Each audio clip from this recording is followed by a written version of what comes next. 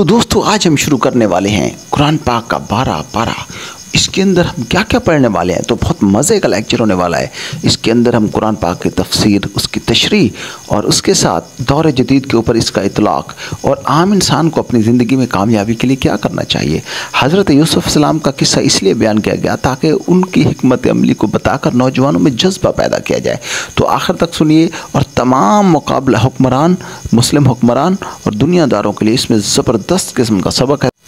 क्या आप जानते हैं कि पारा नंबर 12 के अंदर अल्लाह तबारक व तआला ने कौन से अहम वाक़यात और असबाक बयान किए हैं जो आज के दौर पर भी लागू होते हैं। ये पारा हमें अदल, ईमानदारी, सब्र और कामयाब हुक्मरानी के उसूल सिखाता है। इसमें हज़रत यूसुफ़ की कहानी, हज़रत नूह का वाक़या और कई कौमों के अंजाम का जिक्र है जिनसे हमें आज भी सीखने की ज़रूरत है। आज हम आपको इस पारे की मुकम्मल तफसीर, साइंसी हक़ाइक़ और इस्लामी ममालिक के लिए सबक तफसील से बताएंगे। वीडियो को आखिर तक देखिए और इस्लाम और जदीद दुनिया को बेहतर समझने के लिए हमारे चैनल इस्लाम और जदीद दुनिया को सब्सक्राइब लाजमी कीजिए। चलें शुरू करते हैं। अस्सलामु अलैकुम।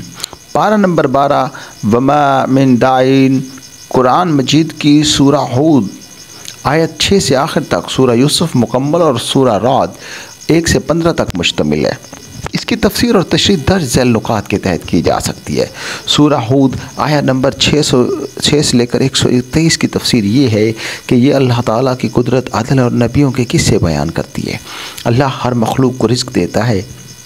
अल्लाह ने हर जानदार का रिज़्क़ लिख दिया है और वही इसे ये मुहैया करता है। हज़रत नूह की कौम का वाक़या कुछ यूँ है कि हज़रत नूह ने कौम को तौहीद की दावत दी, लेकिन कौम ने इनकार किया। फिर तूफ़ान आया और कुफ़ार हलाक हो गए, जबकि नूह और उनके मानने वाले बच गए। कौम आद भी बहुत ताकतवर थी, मगर कुफ़्र और सरकशी की वजह से अल्लाह ने उन पर किया हुआ अज़ाब भेजा। हवा के अज़ाब के बाद इनकी कौम ने अल्लाह की ऊँटनी का मुआज़ा, जो कुछ यूँ है, कौम समूद और सालेह की वाक़या। उनको अल्लाह ने ऊँटनी का मुआवजा दिया, मगर उन्होंने इसे कत्ल कर दिया, जिसके नतीजे में वो हलाक हो गए। कौम लूत का जब जिक्र आता है तो कौम लूत बदकारी में मुब्तला थी और अल्लाह ने उन पर पत्थरों का अज़ाब नाजिल किया। फ़िरऔन, मूसा और बनी इसराइल का जिक्र। फ़िरऔन ने हज़रत मूसा को झुठलाया तो अल्लाह ने उसे दरियाए नील में गर्क कर दिया। आखिरत का जिक्र जब करते हैं तो क़यामत के दिन नेक लोग जन्नत में होंगे और बुरे लोग जहन्नुम में। तो आइए अब हम शुरू करते हैं सूरा यूसुफ़ की मुकम्मल तफसीर के साथ। ये सूरा हज़रत यूसुफ़ की ज़िंदगी पर मुश्तमिल है और कुरान की सबसे खूबसूरत कहानी बयान करती है। हज़रत यूसुफ़ का ख्वाब कुछ यूँ है कि उन्होंने ख्वाब में देखा कि 11 सितारे, चाँद और सूरज इन्हें सजदा कर रहे हैं। भाइयों की साजिश ऐसे हुई कि हसद की बिना पर भाइयों ने यूसुफ़ को कुएं में फेंक दिया। मिस्र में ग़ुलामी यूसुफ़ के काफ़िले वालों ने निकाला और मिस्र में बेच दिया। अजीज़ मिस्र की बीवी का फितना ये है कि यूसुफ़ पर गलत इल्ज़ाम लगाकर इन्हें कैद में डाल दिया गया। कैद और ख्वाबों की ताबीर कुछ यूँ है कि जेल में उन्होंने 2 कैदियों को ख्वाब की ताबीर बताई। बादशाह का ख्वाब और रिहाई कुछ इस तरह हुई कि बादशाह ने ख्वाब देखा और यूसुफ़ ने उसकी ताबीर बताकर कहत से बचाव का मशवरा दिया। भाइयों से मुलाकात और वालदैन की वापसी की आया 58 से 100 तक यूँ है कि यूसुफ़ अपने भाइयों को पहचान लेते हैं और बाद में अपने वालदैन को मिस्र बुला लेते हैं।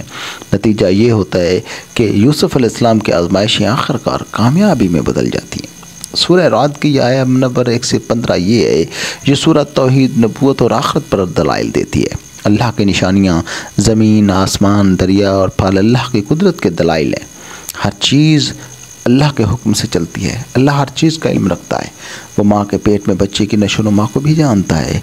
ईमान और नेक अमाल की फजीलत को भी जानता है।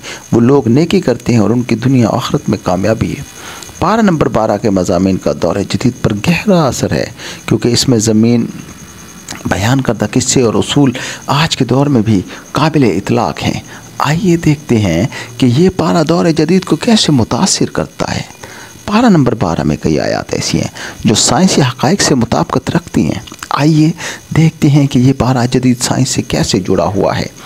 अल्लाह जानदार को रिस्क देता है। सूरह हूद में है, जदीद साइंसी तहकीक से ये साबित हुआ कि माहौलियाती निज़ाम इकोसिस्टम के मुताबिक हर जानदार की खुराक का एक सिस्टम होता है, चाहे वह समंदर में हो या ज़मीन में। फूड चेन और बायोडाइवर्सिटी का तस्वुर साबित करता है कि हर मखलूक को ज़िंदा रहने के लिए मखसूस ग़िज़ाई ज़राए मिलते रहते हैं। जो बिल्कुल कुरान के बयान करदा असूल से मिलता है।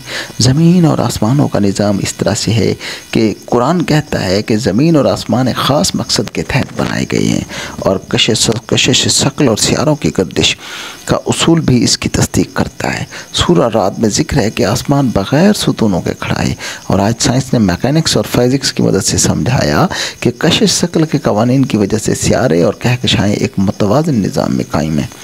नबातात की तख्लीक और जोड़े कुछ इस तरह से बयान किया जाता है कि कुरान कहता है कि अल्लाह ने हमें तमाम नबातात का जोड़ों में पैदा किया। जदीद जेनेटिक्स और बॉटनी साबित करते हैं कि हर पौधे में नर और मादा के खुलियात होते हैं और अफजाइश नस्ल के लिए जोड़े ज़रूरी है, जैसे कि पोलिनेशन में होता है। बादल, बारिश और बिजली का सिस्टम।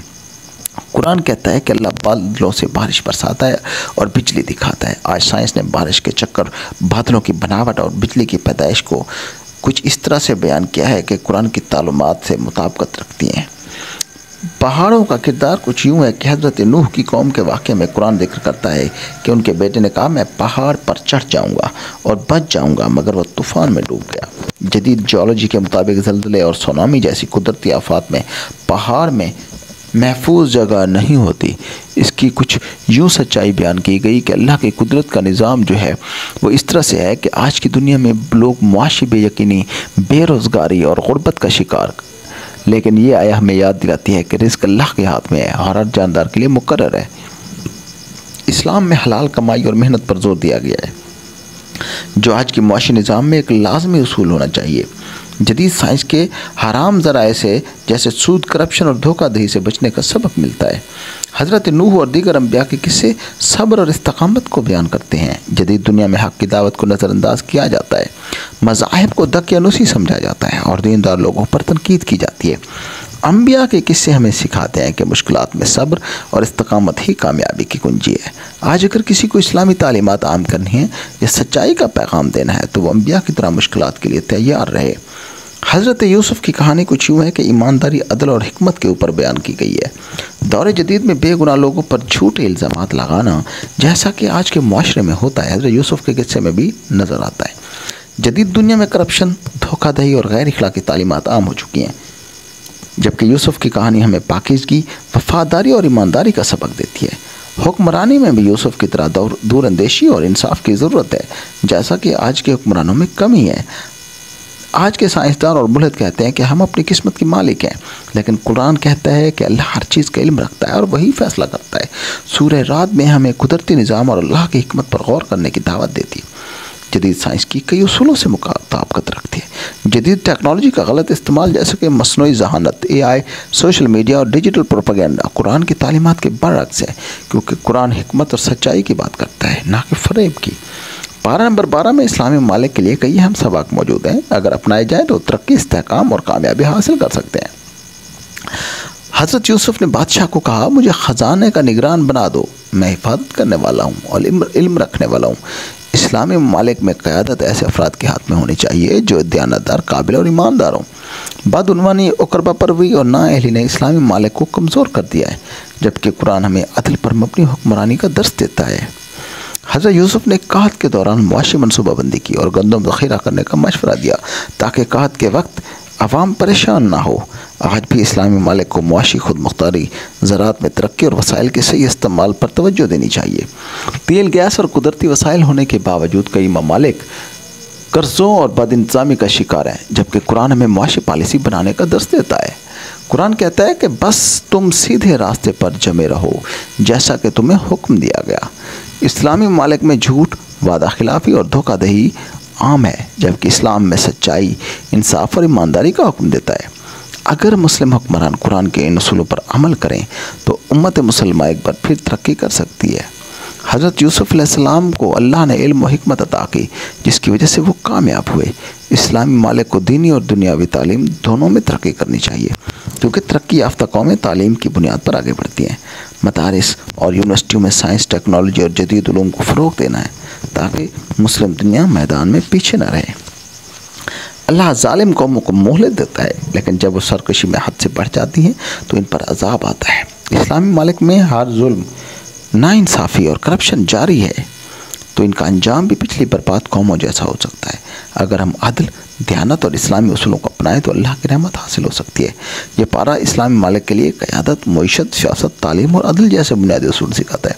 अगर मुस्लिम दुनिया इन कुरानी उसूलों पर अमल करे तो वो एक बार फिर अज़मत और कामयाबी हासिल कर सकते हैं।